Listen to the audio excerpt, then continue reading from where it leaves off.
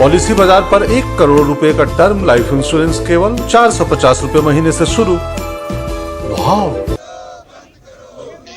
संसद भवन में गांधी प्रतिमा से लेकर लोकसभा और राज्यसभा तक विपक्ष की चीन पर चर्चा की मांग। 12 दलों के सांसदों ने गांधी प्रतिमा के सामने तख्तियां लेकर सरकार विरोधी नारे लगाए।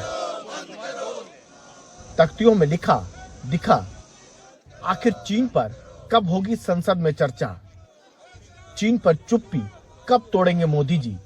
प्रदर्शन में सोनिया गांधी भी शामिल हुई।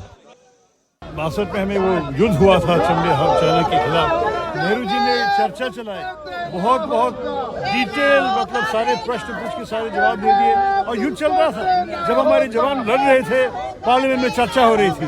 और आजकल हमें सिर्फ अखबार में पढ़ने के लिए कुछ खबर मिलती है, सरकार कुछ नहीं बताते हैं। सरकार इसलिए भाग रही है क्योंकि उनके हाथ काले हैं और उनका चेहरा भी काला है, उनका सच देश के सामने उजागर होगा। वो ये भी करे कि संवेदनशील मुद्दा है, सुरक्षा से जुड़ा हुआ मुद्दा है। तो संवेदनशील मुद्दों पर क्या सदन चर्चा के लिए नहीं बना है?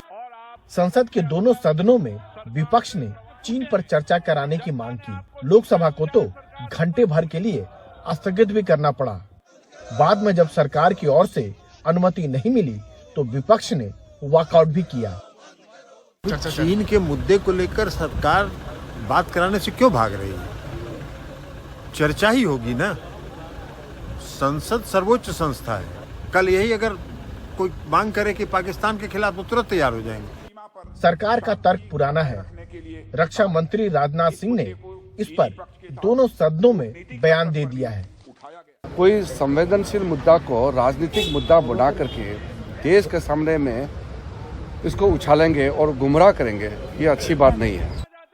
साफ है, न तो सरकार और न ही विपक्ष चीन के मुद्दे पर कोई झुकने को तैयार है, लिहाजा टकराव जारी है।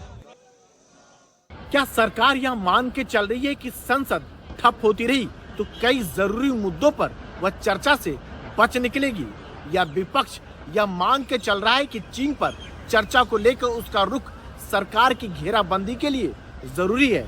जो भी हो, देश हित में जरूरी है कि कोई रास्ता निकले और संसद सुचारू रूप से चले। नई दिल्ली में संसद भवन से राजीव रंजन, NDTV इंडिया।